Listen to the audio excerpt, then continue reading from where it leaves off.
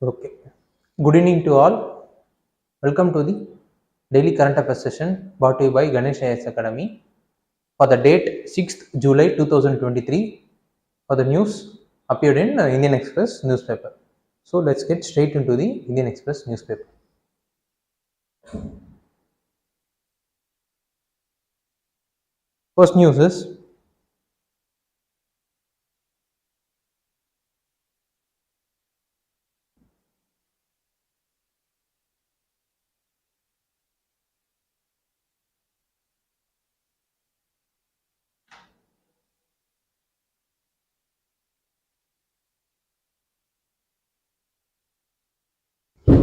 First news is situation far from satisfactory. The National Green Tribunal on Delhi government report on Yamuna's restoration. This is the news which appeared today. This is related to the Yamuna uh, pollution and its restoration news. So let's get into the details of the news.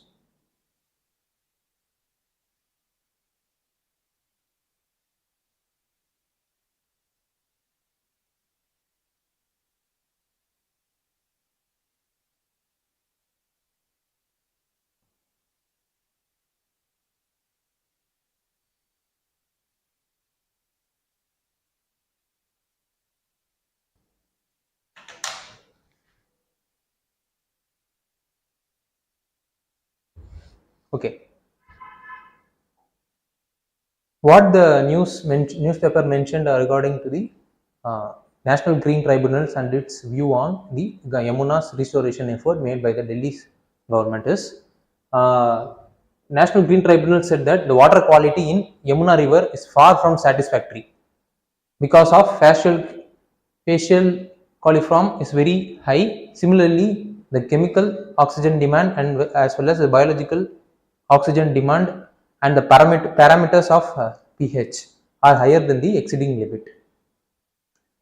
Discharge of pollutions in river, failure to implement the repeated directives for action against the violators, and officers sometimes they themselves are very lethargic in implementation are the reason for the less satisfactory in rejuvenation of the Yamuna river said by the National Green Tribunal. Uh, during the month of June, National Green Tribunal has reviewed the Yamuna's restoration project, but it found that the restoration effort has been very less satisfactory. As a result of which, the National Green Tribunal appointed a high-level committee under the Lieutenant Governor of Delhi, which consists of members from the secretary to across Ministry of Government of India. So the high-level committee has given under the leadership of Lieutenant Governor of Delhi is given the responsibility to monitor as well as review the plan being prepared by the Delhi government to uh, rejuvenate and restore the Yamuna river, which is very polluted right now. So during January, the National Green Tribunal has given 6-month period. So before that, within the 6 month, there have to be considerable improvement should be shown by the rejuvenation project which is being implemented by the Delhi government. So since the 6 month has gone, the report has been submitted to the National Green Tribunal. So they found that the report is very less satisfactory. What they have from what it is very less satisfactory because most of the parameters are highly alarming and it is very what to say it is very alarming for the ecosystem of the Yamuna river as the whole. So the National Green Tribunal has directed that report to the rejuvenation report to the high level committee and have ordered the high level committee to take the responsible to take action against those officials, those who are very lethargic in implementation of the rejuvenation project. So this is the content of the news. Then let's look into the details of the news so that you could able to have some fair idea about what the news deals about. First is, since the news is related to Yamuna river, we have to know about the Yamuna river itself. See, this Yamuna river has been in news for repeatedly for more than a year. So we have to be aware of what does the Yamuna river mean and what are all its tributaries and what are all and the catchment area of the Yamuna river as a whole we have to be aware of. So the Yamuna river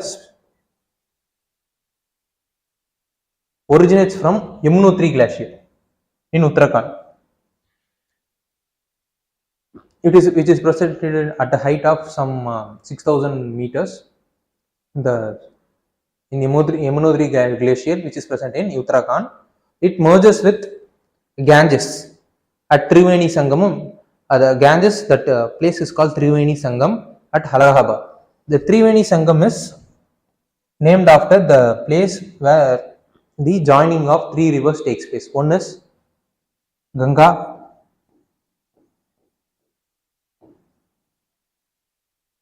another is Saraswati, another is the Yamuna river. So the three rivers will be joining in a place. So that place is called Triveni Sangamam, which is present in Allahabad, Uttar Pradesh. This is the site where Kumbh Mela festival, which is held for every 2 years, 12 years will be celebrated. The catchment, that is the area through which the Yamuna river flows through, drains and flows through are Uttar Pradesh, Uttarakhand and Himachal Pradesh, Haryana,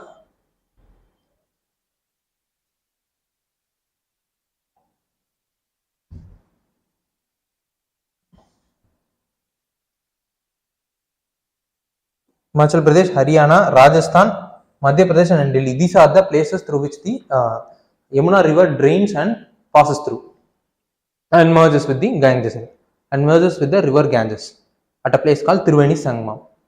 So this is the details of the Yamuna river we should be aware of. And also, since the news is related to river, we should also know about the soil, the type of soil which is present in the catchment area, and the vegetation, a kind of vegetation that grows along the river flow. Third is, if there is any kind of tribal community which is dependent upon the river for their livelihood, and if it is present means, then we have to know about their economic activities. These are all the things which we should know related to Yamuna river, apart from their static part, that is where it originates, where it meets, what are its catchment area. Other than this, we should be aware of the soil, the kind of vegetation, and the tribal tribal and their economic activities, which is dependent on the river.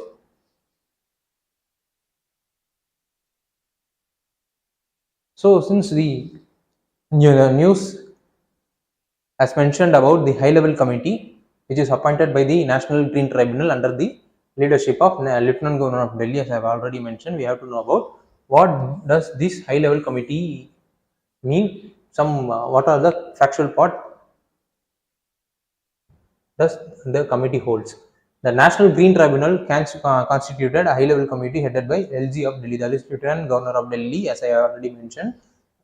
The high-level committee coordinate with all other departments to extent necessary, meet if it is physically to meet physically if it is needed, and take stock of the situation with regard to the direction passed by the tribunals. After its first meeting, the committee was asked to continue to meet at least once in every month, once in every week for 6 months, so as to achieve the tangible results within the set period. That is, NGT want the high-level committee to achieve a quantifiable result after 6 months, but it has not achieved so far. So this is what the output of the river shows us. So since the news is related to National Green Tribunal, we should also know what does National Green Tribunal means. It is a statutory body established under National Green Tribunal Act 2010 for the effective and expeditious disposal of cases relating to environmental protection and conservation of forest and other natural resources. That is a kind of cases which deals specifically with environment. It is the specialized body equipped with necessary expertise to handle environmental dispute. Environmental dispute involves a kind multidisciplinary inquiry so that the conclusion could be arrived in a particular case. It could not be dealt with only the rules, laws as well as regulations. So a specialized tribunal has been created to deal with the environmental cases which requires multidisciplinary inquiry. So that this entity has been equipped with such kind of expertise to handle such kind of environmental dispute which has multidisciplinary issues. The tribunal is not bound by the procedure laid under Code of Civil Procedure 1908. It is only guided by the principle of natural justice, not by the civil code.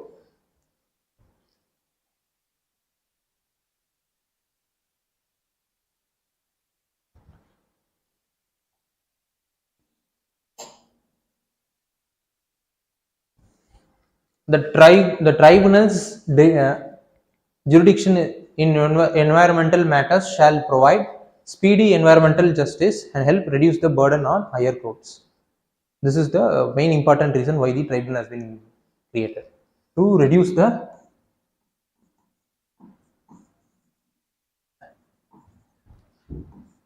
litigation in higher courts under the speedy disposal of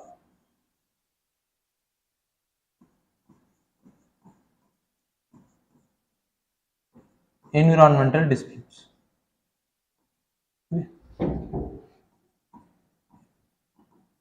which is mostly technical in nature.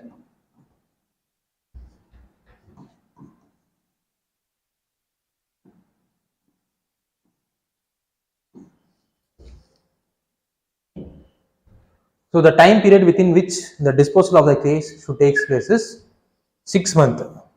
Within 6 months, NGT needed to do its duty and to dispose the case within the 6 months itself. Inquire and do the and arrive at a conclusion within the period of 6 months itself. The NGT deals with a list of acts called Water Prevention and Control of Pollution Acts 1974, the Water Prevention and Control of Pollution CIS Act 1977, Forest Conservation Act 1980s, the Air Prevention and Control of Pollution Act 1981, the Environmental Protection Act 1986, the Public Liability Insurance Act 1991, the Biological Diversity Act 2002. NGT does not, that is National Green Tribunal, does not deals with Wildlife Protection Act. So Wildlife Protection Act 1972. Though, so NGT doesn't have the jurisdiction related to the cases arising out of the Wildlife Protection Act 1972. So this is the thing which we needed to aware of. Since Wildlife Protection Act also deals with nature and as well as environment as a whole, we should not get confused whether the Wildlife Protection Act comes under the jurisdiction of National Green Tribunal. No, it won't comes under the jurisdiction of National Green Tribunal. While inquiring the cases, the tribunal has power similar to the civil court. See, the tribunal has jurisdiction over all civil cases involving, other than this act, they have jurisdiction over all civil cases involving substantial question related to environment, not the minimal question, a substantial question which be very, I want to say, which is very important for the country as a whole, or which could have some substantial impact on the ecology as the whole. Such kind of civil cases will also be heard by National Green Tribunals. See, the court decision is binding because the power vested are the same as the civil court. They have the same power as the civil court under Code of Civil Procedure Act, Code of Civil Procedure 1908. So then, since the news have mentioned about biological oxygen demand and chemical oxygen demand, we should know about what does these two terms mean. The chemical oxygen demand is that it is the test that measures the oxygen required to oxidize organic as well as inorganic nutrients present in the water. If the And similarly, a biological oxygen demand is amount of oxygen required by the microorganisms to break down the nutrient particle or organic material. So these are all these are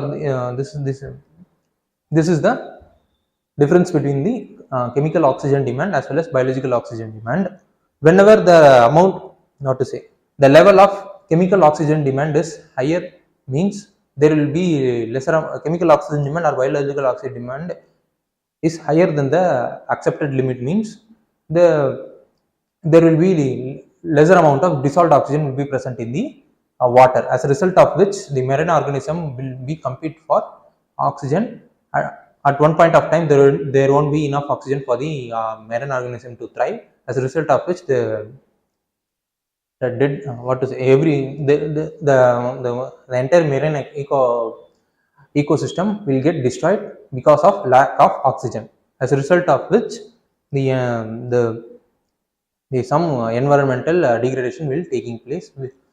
Ecological degradation will take place, because a kind of water or lake, river, so on and so forth will have some ecological function. If there is any kind of degradation taking place in these water bodies, then there will be some subsequent impact will be happening in the ecology as a whole itself.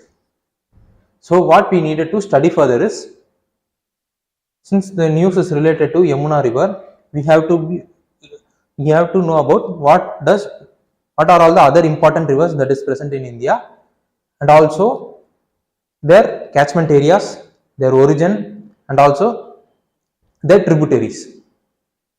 These are all the things which and apart from this, as I already said, we have to know about soil, their natural vegetation, and also any kind of tribal and their economic activities which is dependent on the river. We should be aware of them also. Second is, we have to be aware of what does aquatic ecosystem means. What function does the aquatic ecosystem performs in an environment? We have to know about them also. Third is, we have to know about what is eutrophication. What is eutrophication, and what is the cause of eutrophication? What is the impact of eutrophication on the ecosystem as the whole? So we have to know them also. Fourth is about the microorganisms which thrives in acidic environment. There are some microorganisms which is present in acidic environment, because whenever the water bodies get becomes acidic, then there will be damage of aquatic entire ecosystem. Damage of entire aquatic ecosystem will take place. But there may be some kind of microorganism may thrive even during those acidic environment also. Such kind of microorganism also we should be aware of. These are all the things which we needed to be aware of, so that we could be able to have some holistic understanding about the news which appeared today. And also we should be aware of Namami Ganges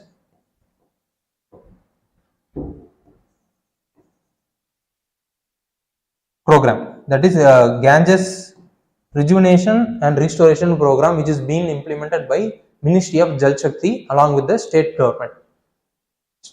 We should also know about what does the same template which we have studied for Yamuna river The template can also be used for the Ganges rivers also. Then that's it.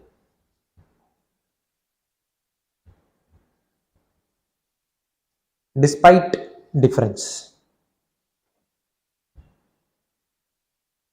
See, recently we all know the Shanghai Cooperation Organization summit has taken place in India under the presidency of India.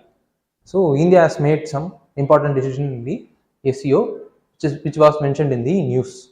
So the content is India opposed the Belt and Road Initiative, which in the SEO summit, because it has posed challenge to India's sovereignty, that is India's claim over Gilgit and Baltistan and Pakistan occupied Kashmir, and also it has taken a toll in India's influence on South Asian region, because if the Belt and Road Initiative is implemented means there will be heavy influence of China in South Asian region will take place.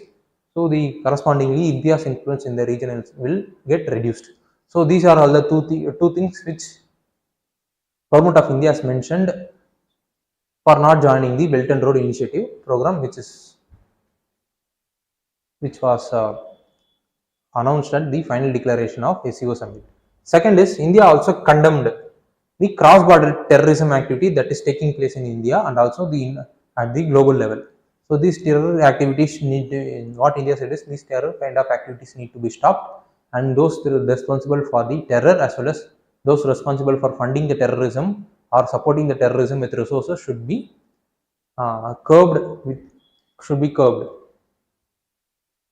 Shanghai Cooperation Organization is going to prepare a unified list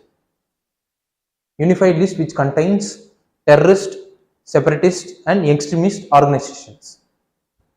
So it is unclear about the objective of the list, because already UNSC is having a same kind of designation system where an organization will be named as terrorist or separatist or extremist organization based upon their activity. So the group, since why the Shanghai Cooperation Organization is very important for India is, right now as we all know that India is increasing its cooperation with US. As a result of which, there is some what to say, some misbalance or disagreement is taking place between India and Russia, India, China, India, Iran, which is now recently joined the SEO, and India and Pakistan. So in SEO, most of the important members are having some difference of opinion with India, but difference of opinion with India. But even though there is a difference of opinion, India is in SEO summit because India's primary aim is to have some good diplomatic relationship and also access to Central Asian region.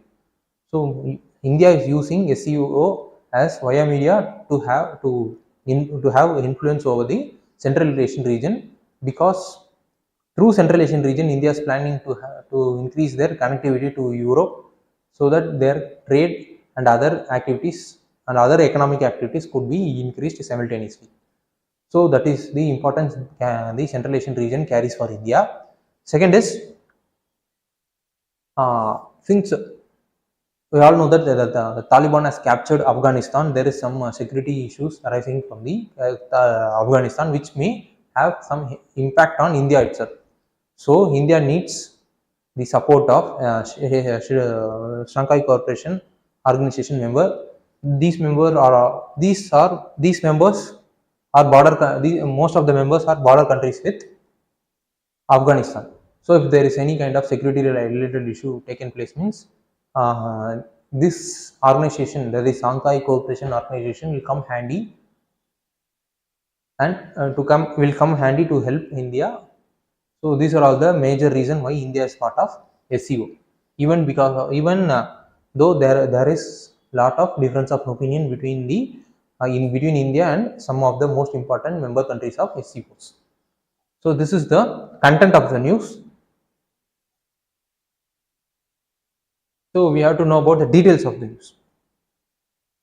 Since the news mentioned about Belt and Road Initiative, which India has opposed, we have to know about what does Belt and Road Initiative means. One Belt, One Road, which was later renamed as Belt and Road Initiative, involves building up two projects, namely Silk Road Economic Belt and the 21st century Marine Silk Road or Maritime Silk Road.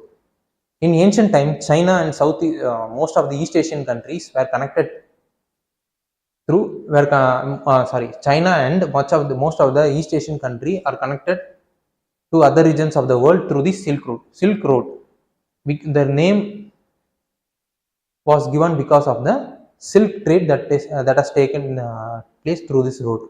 The silk trade, which is very profitable trade that taken place through this road. So the name given to the road is Silk Road. So the China is reviving this route through Silk Road Economic Belt, and also a new maritime route this is the 21st century maritime Silk Road, which the China aims to build.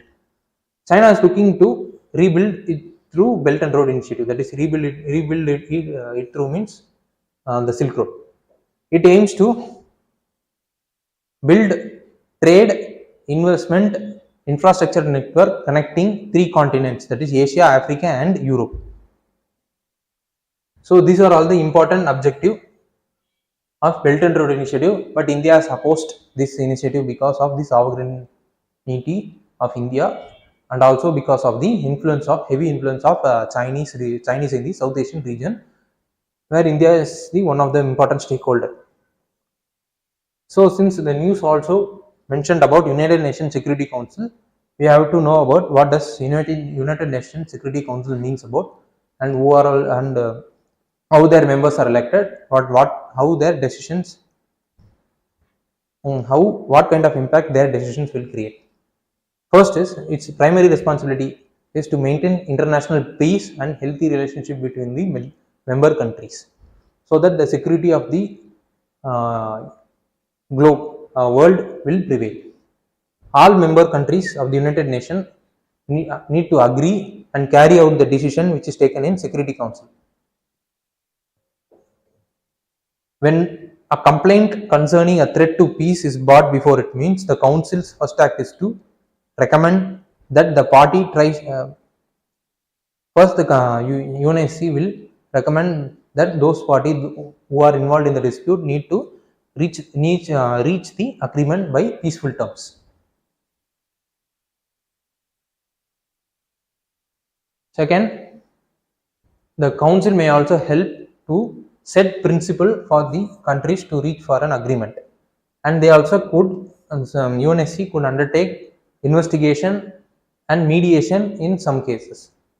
Third, also they could dispatch a mission to solve the disputes between the two countries or between different countries amicably.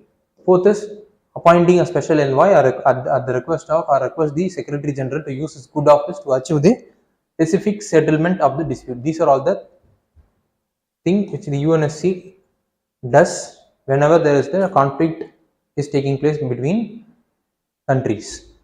When a dispute leads to hostilities, the hostility means a kind of what is it now? Using some weapons to destroy infrastructures or people or so on and so forth. The council primary reason is to bring them to an end as soon as possible.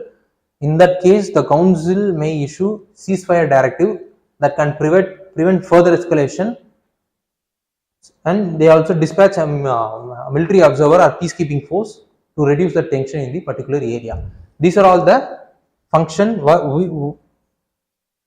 which the United Nations Security Council does to cool off or reduce the tension in a particular area, so that they could not escalate into a war-like situation.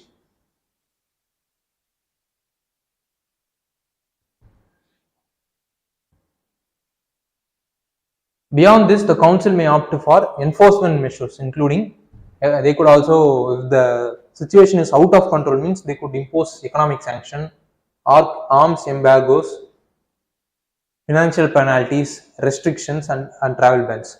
severance of diplomatic relations, blockade, or even collective members. All the members could even take collective military action against the members, those who are involved in the disputes. Then there are totally there are 15 members present in United Nations Security Council. Out of them, 5 are permanent members and 10 are non-permanent members. These are these 10 10 non-permanent members are elected by General Assembly by 2/3 vote for the period of 2 years. These 10 non-permanent members will represent uh, the entire they represent uh, different continents which is present in the world proportionally. The decision taken by the sorry, it is not General Council, General Assembly, it is Security Council.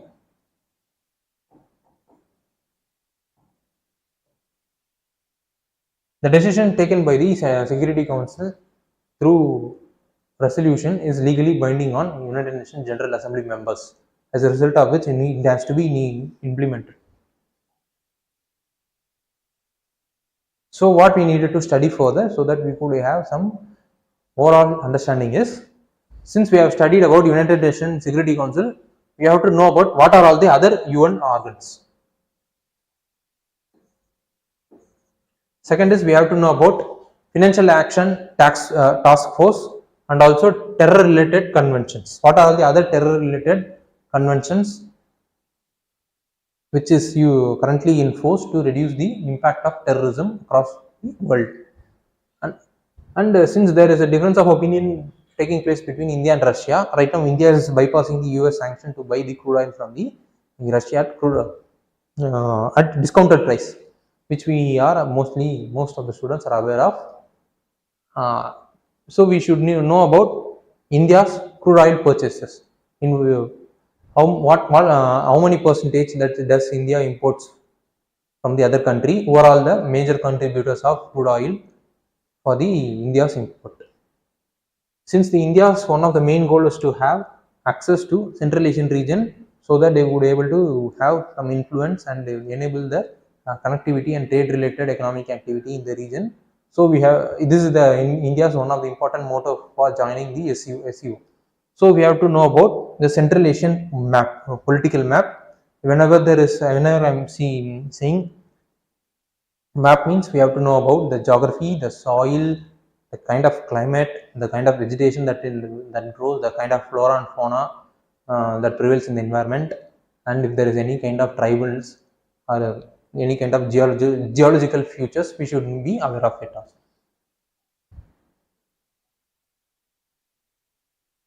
How to reap the dividend? This is the news related to the young age population of India. As we all know that right now India is one of the youngest country across the world. India's average age is 29, which is very less when compared to the other developed country. In most of the developed country, the fertility rate is coming down, and the old age population, which is mostly dependent population, is getting increased. As a result of which, the productivity or economic growth is also slowing down. This is the but in the case of India, the old age population, which is mostly dependent, is very less when compared to the young age populations. So as a result of which, India has high potential to grow at faster rate when compared to the faster GDP growth rate when compared to the other countries. There is a need to use this phase as a favorable for higher growth. There is a need to create opportunities by skilling the youth, those who are coming out of education sector, are those people those who don't have access to any kind of education. Another important thing is most of the labor force has lower education and lower skill set. There is a need to use them in the labor intensive sector, which demands unskilled or semi-skilled kind of laboring activities. So there is a need to promote manufacturing sector, because it is the one of the important sector where it could be able to absorb the skilled youth in bulk quantity. and also it could also able to observe the most want to say uh, sorry, it could also able to reduce the disguised employment which is now prevailing across the agriculture sector.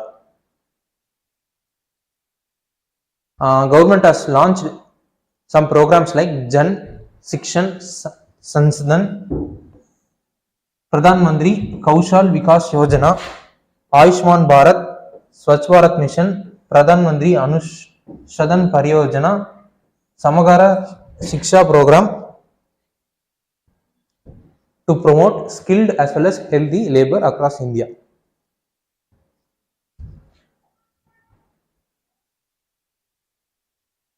So, since the news is revolves around the labor force in India, we have to know about what does labor force means. The labor force are the person who are at the age of 15 or more than them, and those belonging to either employed or unemployed and willing to work category. These two people will be falling under the labor force, and those people like students or those people those who are permanently disabled, those who couldn't able to take jobs, and those old age people, those who couldn't able to take up jobs, will not come under unemployed and willing to work category. So this the overall these two things put together are called labor force, and labor force participation rate is out of this labor force, how many percentage of people are there in working age population, that is between 15 to 64. How many percentage of population are present in uh, the percentage of people present in this working age population out of the total labor force is called labor force participation rate. And what does unemployment rate mean? Unemployment rate is nothing but the number of people those who are unemployed as the total proportion of labor force. That is, what kind of percentage or how many percentage of person are unemployed when compared to the overall numbers of labor force. Percentage of unemployed from labor force. What are the different types of unemployment that is present in India? Disguised employment. It is the phenomenon wherein more people are employed than actually needed. That is, ஒரு ஆள் செய்ய வேண்டிய வேலையை அஞ்சு ஆள் செஞ்சுட்டு இருப்பாங்க. This is the situation in agriculture sector. So, by promoting the manufacturing and as well as MSME sector, these excess labor could be transformed into manufacturing labors or MSME labor force.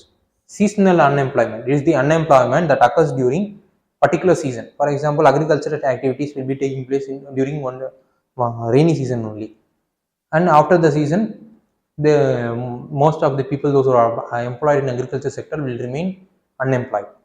Such kind of employment which depends upon the season is called as seasonal unemployment. Structural unemployment it is a category of employment arising from mismatch between the job available in the market and the skill of the available workers in the market. We have known that some people have studied PhD, but they will be applying for jobs where the minimum qualification is 10th or 12th grade, 12th standard. Such kind of employment is called structural unemployment. Cyclical unemployment is the result of business cycle. Whenever there is a boom period in economy, means surely there will be more number of production will take place. As a result of this, more number of people will get employed. And whenever there is opposite, that is recession taking place, means the production will come down. Production will comes down, as a result of which the cost cutting will be taking place in the company. So there will be huge amount of layoff will be taking place, which is currently the scenario of the global economy. Such type of employment is called as cyclical employment. Technological employment. It is the loss of job due to changes in the technology. For example, during 1991, after the introduction of LPG in India, there was some technological revolution taking place, as a result of which more number of people, those who couldn't able to adapt to the technology, were chucked off or retrenched from the job. So such kind of unemployment is called as technological unemployment. Frictional unemployment. Frictional unemployment is called search unemployment. Refers to a time gap between the jobs when an individual is searching for a new job or is switching between the job. For example, whenever individual is quitting an organization and searching for the new job, the such period during which the period between one job to another job is called as frictional unemployment. Vulnerable unemployment means people working informally without proper job contracts, and they don't have any kind of uh, equitable access to income, and also there won't be any kind of legal remedy for them if there is any kind of if there is any kind of exploitation for is taking place for them. Such kind of employment is called as vulnerable employment. These are the different types of unemployment, and this last one is it is related to employment and it is also be added up to different types of unemployment category also only. What we needed to study further is about the periodic labor force survey and also National Statistical Office. The news related has mentioned some schemes, that is Shikshan Sansdan scheme and PM Kaushal Vikas Yojana scheme, Ayushman Bharat scheme, Swachh Bharat Mission scheme, PM Jan Ashidi Prayojana scheme, Samagara Shiksha Yo program scheme. These are all the scheme which has the objective to promote uh, healthy as well as productive labor force in India. These are all the things which we needed to be aware of. Fourth is national education policy, which has recently been introduced so that, to promote high quality education in India, as a result of which skilled and as well as productive labor force could be generated from the educational institutions. So we have to know about the national education policy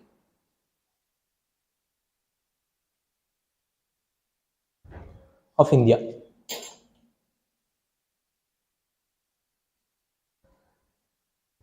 Then we have looked into the UPSC prelims question, which was appeared in relation to the in relation to the news which we have seen above. First is disguised employment generally means, which we seen in the previous slide. This is the question asked, prelims question asked during 2013. Large number of people remains unemployed. Alternative employment is not available. Marginal productivity of labor is zero. Productivity of worker is low.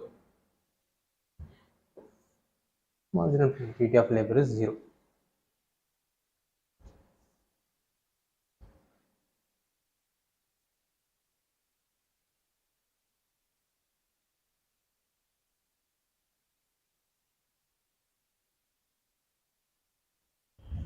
Second is,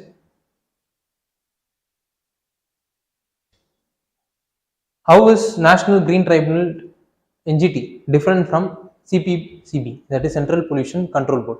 NGT has been established by an act, whereas CPCB has been created by an executive order of the government. NGT provides environmental justice and helps reduce the burden of litigation in the higher court, whereas CPCB promotes cleanliness of streams, wells, and aims to promote the high quality of air in the act. 1 minute.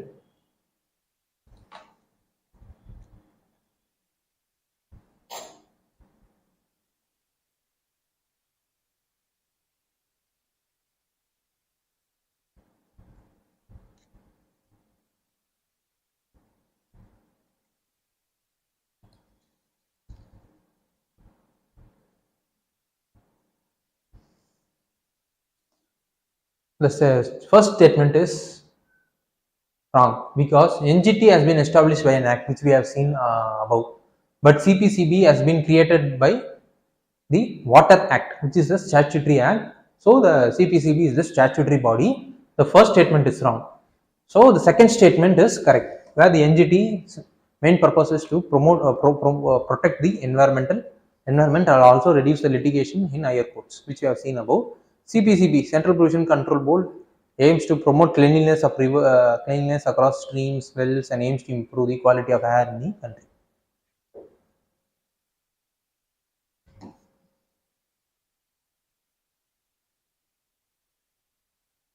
This is the UPSC question. How globalization has led to reduction of employment in the formal sector of Indian economy? Is increased informalization detrimental to development of the country? The question which was asked during 2016.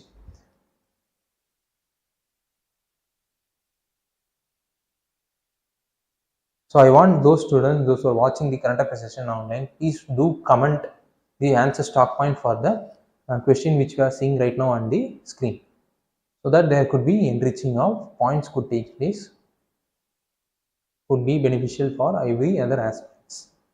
So, and also it is useful for everyone, because there will be sharing or um, learning of views between students will take place.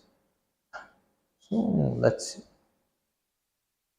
So thank you, students. Please do comment, like, share, and subscribe to the Ganesh IAS Academy YouTube channel, so that you could be able to receive your notification related to daily current affairs session, and also notification related to other important uh, videos brought to you by Ganesh IAS Academy.